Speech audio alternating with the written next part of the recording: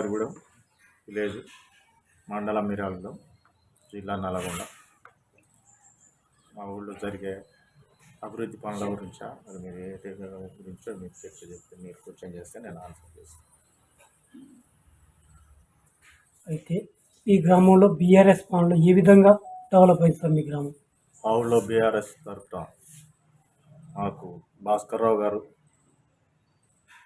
పనుల విషయంలో ఎలాంటి వెనక ముందు లేకుండా బీటీ రోడ్డు విషయంలో మేము అంత ముందు నుంచి చాలా బాధపడుతూ ఉంటే ఎమ్మటే బీటీ కూడా శాంక్షన్ చేసి మాకు ఎమ్మటే గుంతలు పడి ఉన్న రోడ్డుని ఎమ్మటే ఓకే చేశారు.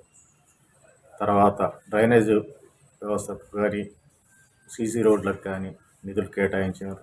ఆఖరికి మా కనకదుర్గమ్మ దేవాలయానికి సీసీ రోడ్డు ముందు అవసరం ఉంటే అప్పటికప్పుడు పోతే సీసీ రోడ్డు ఎమ్మటే 5 లక్షలు పెట్టి సీసీ రోడ్లు వేశారు.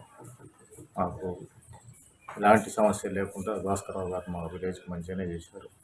ఇప్పుడున్న పరిస్థితులలో రైతు బంధు రాక రైతులు చాలా తీవ్రంగా బాధపడుతున్నారు. చిన్న రైతులు చాలా బాధపడుతున్నారు. ఏమున్నా 4 ఎకరాలకి వేసి పొలాలు మొత్తం ఎండిపోయిన పాపానికి ఇంతవరకు కాంగ్రెస్ గవర్నమెంట్ వచ్చిన కాంగ్రెస్ పట్టించుకున్నది లేదు, ఏది లేదు. రైతులు చాలా ఇబ్బందులు ఉంది. రైతుల విషయంలో మాత్రం స్వార్థపూరిత ప్రకటనలు చేసి కాంగ్రెస్ గవర్నమెంట్ ఫామ్ అయింది తప్ప పూర్తిగా ఏమీ లేదు. ఎలాంటి ఉపయోగం లేని పరిస్థితులు. రైతులు అయితే పూర్తి వ్యతిరేకతతో రైతులు చాలా బాధపడుతుంది. మేము నమ్మకం మీద వేస్తే ఈ పరిస్థితి ఇచ్చిందనే దాని మీద ఉన్నారు రైతులు మొత్తం. అయితే దళిత బంధు దాన్ని పూర్తిగా మరుగున పెట్టేసినట్టయింది. దళిత బంధు కూడా మా ఊళ్ళో కొంతమందికి మేము ఉన్నప్పుడు భాస్కర్రావు గారి టైం ఉన్నప్పుడు చేస్తే కాలే అవి ఆగిపోయినాయి. వాళ్ళు కూడా చాలా నిరాశలో ఉన్నారు. నిరాశతో బాగా ఇబ్బందులు పడుతుండ్రు కూడా. ఇలాంటి మా ఊళ్ళో ఇదివరకు యాదవులు మొత్తం పథకం మొత్తం బాగా అందరూ అందుబాటులోకి ఉండే, అందరు బాగుపడ్డారు మంచిగా. మా రైతులు మొత్తం దగ్గర మా విలేజ్లో మొత్తం యాదవులు చాలా బెనిఫిట్స్ పొందారు. ఇప్పుడు ఎలాంటివి లేవు.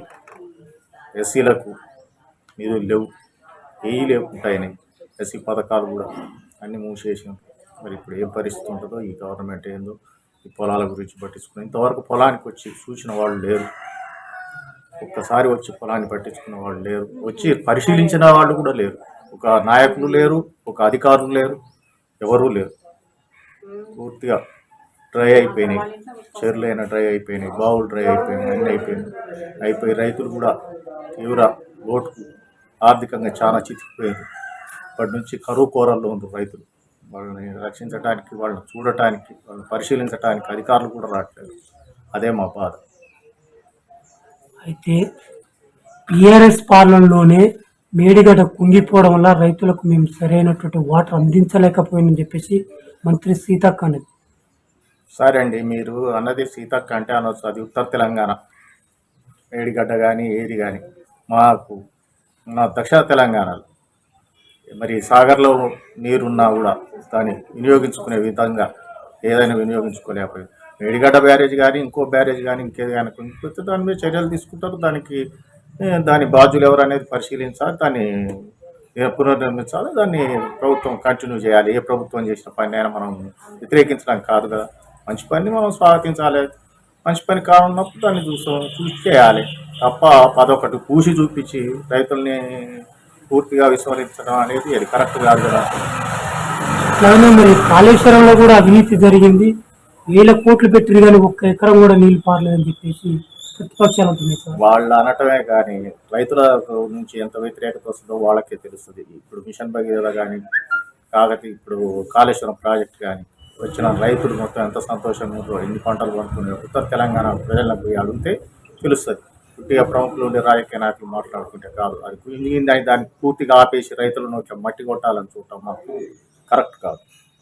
అది పూర్తిగా దాన్ని భూసి చూపించి నీళ్ళు లేకుండా చేసి రైతులను అన్యాయం చేయడం కూడా కరెక్ట్ కాదని నా అభిప్రాయం. అట్లాగని సార్ ఉచిత బస్సు మహిళల స్పందన ఏ విధంగా ఉంది సార్? ఏం లేదండి, ఉచిత బస్సు ఏదీ లేదు. మహిళల స్పందన వేరే పేరుకి 4 చూపించి చూడటం తప్ప మా విలేజే ఉంది. మా విలేజ్లో ఒకళ్ళు లబ్ధి పొందరండి. ఈ నుంచి ఆ బస్సులే లేవు, ఆటోలకు వెళ్ళాలి. వాళ్ళు ఏమిటికి ఎక్స్ప్రెస్లో ఎక్కడికైనా లాంగ్ హైదరాబాద్ పోవాలంటే ఆ ఆర్డర్లో పోలేరు కదండి. పోతే మొత్తం పోతారు. ఈ పథకాన్ని మా ఊళ్ళో ఎవరు హర్షించట్లేరు.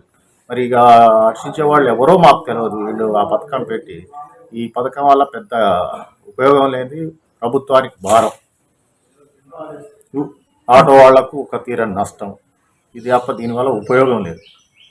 ఇప్పుడు ఛార్జ్ పెట్టుకొని పోయి అవసరం ఉన్న వాళ్ళు ఛార్జ్ పెట్టుకొని పోగలిగే వాళ్ళు పోతారు. ఎవరికో తప్ప ఇది ఏం ఉపయోగం అండి? దీనివల్ల ఉపయోగం ఏముంది? అయితే టీఆర్ఎస్ పాలనకు కాంగ్రెస్ పాలనకు తేడా ఏంటి సార్? అనేది ఇప్పటికి కాదు, కానీ వాళ్ళు హామీలు ఇవ్వటం వరకే కానీ విస్మరించింది అనేది నా అభిప్రాయం. అయితే గతంలో కాంగ్రెస్ సీన్లు ఎక్కువ ఉన్నాయి, బీఆర్ఎస్ వల్ల డబుల్ బెడ్రూమ్ ఇవ్వలేదని చెప్పేసి గ్రామ ప్రజలు అంటారు. అయితే డబుల్ బెడ్రూమ్ కొన్ని కాలేదు. తర్వాత 4 లక్షలు 5 లక్షలు ఇస్తాం అన్నది ఆ ఇండ్ల పథకానికి కూడా మా దగ్గర పూర్తిగా దరఖాస్తు చేసుకున్నారు, విలేజ్లో చేసుకున్నారు. అది అయ్యే టైంలో ఈ ఎలక్షన్ కూడా వచ్చి ప్రభుత్వాలు మారినాయి. మరి వీళ్ళ ప్రభుత్వ విధానాలు ఏమిటో మాకైతే అర్థం కావట్లేదు. ఓకే ఇస్తున్నాం అంటారు, ప్లేస్ ఇస్తాం అంటారు, ఇదంతా మరి ఇస్తే మంచిదే. రైతులకు ఎవరికైనా కావాల్సింది గ్రామంలో ఎవరికైనా లబ్ధి పొందితే ప్రజలకు, రాష్ట్ర ప్రజలందరూ సంతోషంగా మరి అది టైం ఉంది కదా చూడాలి. ప్రజాపాలన పైన ప్రజల స్పందన ఏ విధంగా ఉంది సార్? ప్రజాపాలనపై ప్రజలకు అలాంటి అంత అనుకూలంగా లేదు. ప్రజలకు చాలా నిరాశ నిస్పృహలతో దీంట్లో ఏమి సంతోషంగా లేదు. ఇప్పుడున్న దాంట్లో ప్రారంభం కూడా కాలేదు. కొన్ని పేరు చెప్తున్నారు తప్ప ఏది పూర్తిగా ప్రకటనలు తప్ప ఏం పూర్తి కాలేదని నా అభిప్రాయం. ఇప్పుడు రానున్న పార్లమెంట్ ఎలక్షన్లో మీ గ్రామస్తులకు, మీ మండల ప్రజలకు మీరు ఎలాంటి సూచనలు ఇస్తారు సార్? మాకు తెలిసిన కాడికి అయితే ఇప్పటికైతే ఈ హామీలు అలవిగానే హామీలు ఇచ్చి కాంగ్రెస్ గవర్నమెంట్ ఈ రైతులకు రుణమాఫీ చేస్తామన్నారు, అయ్యి చేస్తామన్నారు, ఇవన్నీ వేయగాలే. రైతులు కూడా పూర్తి వ్యతిరేకతతోటే ఉన్నారు. ఏది అంటే కొంతమంది నమ్మకంతో పోయిన సారి ఏదో అబద్ధపు హామీలు నమ్మి వేశారు ఓట్లు, కానీ ఈసారి వేసే పరిస్థితి లేదు. ఒకవేళ పార్లమెంట్ ఎలక్షన్లో ఈ గ్రామం నుంచి ఎంత లీడ్ ఇస్తారు సార్? ఏమో లీడు అనేది చెప్పలేము. రైతుల జనాల మనోభావాలలో ఇంకా కాలే పూర్తిగా. ఇంకా వ్యతిరేకత స్టార్ట్ అయింది. ఇంకా వ్యతిరేకత వచ్చే టైంకి ఎలక్షన్ టైంకి వెళ్ళి ఎట్లా ఉంటుంది అనేది పూర్తిగా మేము అంచనా వేయలేము. సాధ్యమైనంత వరకు వ్యతిరేకత ఉంది. అయితే కవితను అరెస్ట్ చేశారు కదా సార్, దానిపైన ప్రజల స్పందన విధంగా? దానిపైన ప్రజలకు అది కోర్టు విషయం పరిధిలే, కానీ దాని నమ్మకాలు జనాలకు పూర్తిగా కోర్టు పరిధిలో ఉంది కాబట్టి కోర్టే చూస్తుంది అన్నట్టు జనాలు ఆలోచిస్తున్నారు. దానికి పార్టీలాగా మేము వ్యతిరేకించినా అది కోర్టులు చేసే పని కాబట్టి అది దానికి వ్యతిరేకత నాకు. దాని గురించి బీజేపీ బీఆర్ఎస్ ఒకటే అని చెప్పేసి ప్రతిపక్షాలు, అది తప్పు, అది చాలా తప్పు. ఆ విషయంలో మేము ఎలాంటి దానికి అనుకూలంగా లేము. ఆ మాటలు చాలా పొరపాటు, ఎప్పుడూ లేదు. అది బీజేపీకి దానితో పొత్తే ఉంటే ఈడీలు అరెస్ట్ చేయలేరు కవితని. ఆ పొత్తే ఉంటే పొత్తు లేదు కాబట్టే అది జరిగింది. అదే వాళ్ళతో సంబంధాలు ఉంటే ఈడీ అరెస్ట్ చేయకపోయేదని మా అభిప్రాయం. అయితే కేసీఆర్ గారు ప్రవేశపెట్టినటువంటి ప్రతి పథకం మీ గ్రామంలో అందినాయి సార్? అందినాయి. సాధ్యమైనంత వరకు మాకు 90% మాకు అందినాయి. ఒక దళిత బంధు ఒక్కటే మాకు పూర్తి కాలేదు. అది అంత మేము ఫామ్ ఫిల్అప్ చేసి అంత ఓకే చేసి మేము ఇచ్చినాం, అయిపోయినాయి. మాకు అయినాయని మా భాస్కర్రావు గారు చెప్పారు. అయిపోయినాయని అనేసరికి ఇది వచ్చింది, అయిపోయింది. భాస్కర్రావు గారు ఎమ్మెల్యే గారు ఓడిపోవడానికి ప్రధాన కారణం ఏంటి?